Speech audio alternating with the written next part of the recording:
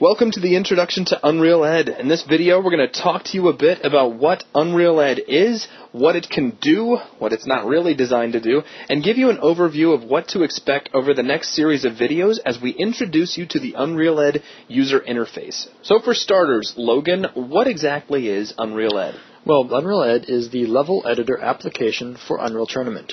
It is the program that you'll use to design the layout and the blueprints of a level, and then to turn around and breathe life into that level through the use of many diverse digital assets. That means going into that level and adding things like models, like textures, like materials, and then on top of those adding in lighting and sound effects, adding all of the elements you need to make a very rich environment for your level. That's right. It's how you bring in those assets and control their placement, because, you're the level designer. You get to control where lights are, where weapons are going to be picked up, where vehicles are placed.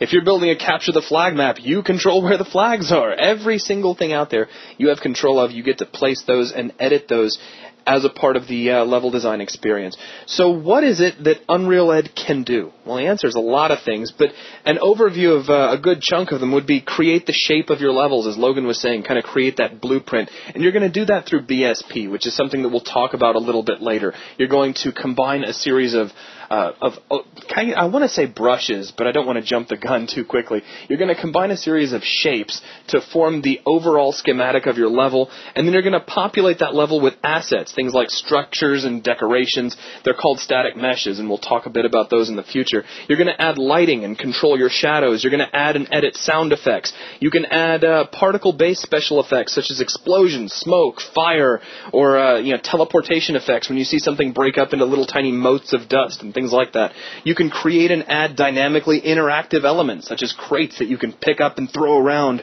You can create scripted sequences, which allow you to control various gameplay events, like maybe you're playing through a level, and as soon as you go into a room, all the lights go out, and you get stormed by 50 bots all trying to kill you all at once. That would be a scripted sequence, and we're going to talk about how you can create those. You can create materials, which will serve as the paint that you apply to your level surfaces. You can create realistic terrain-based landscapes, and so much more. There's a lot of things that unrealED can do.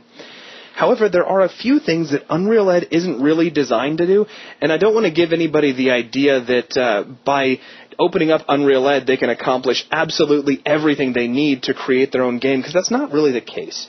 First off, unrealED is not here as a modeling application. It's not here for you to create your own models, like your own characters or static meshes or weapons. It's not a texturing application. You're not going to create the paint that goes on the surfaces of your various objects in your levels. It's also not really here to create complex animations such as those used by characters. You're not going to use unrealED to make a character run or jump or fire a weapon. Go ahead, please. Well, what it comes down to is that each of these different aspects that you've described are in themselves so detailed that there's actually software available for each individual one, and often many different kinds of software for each individual aspect.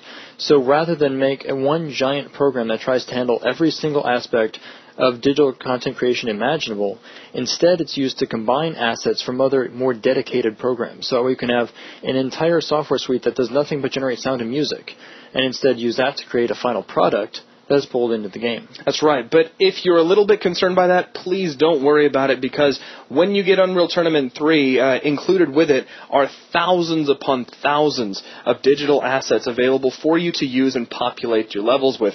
Things like static meshes, which can be anything from a stairway or a walkway to something inane like a wall decoration or a light fixture to go into the ceiling. There are thousands of meshes, thousands of materials. There are sound effects for you to apply.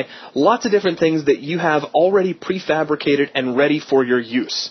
If you'd like to venture on beyond that and create your own models, create your own textures, you will need external applications, 3D applications such as 3ds Max or Maya, or texturing applications such as Painter or Photoshop. Now, with that out of the way, let's take just a second and give you an overview, kind of talk to you a bit about what to expect from some of the upcoming videos.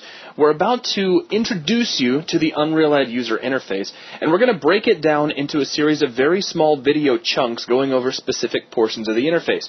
We are not really intending you to watch these all in a linear fashion, to go video by video. Instead, think of them like a video reference. Now, you're more than welcome to read through them, to watch them them all one by one as if you wanted to read the dictionary, but you might find it's easier for you if you just go ahead and, watch them as you need to. If you need to look up a single section, maybe you want to know what the toolbox does or what some part of the toolbox does, you'll have a video specifically for that.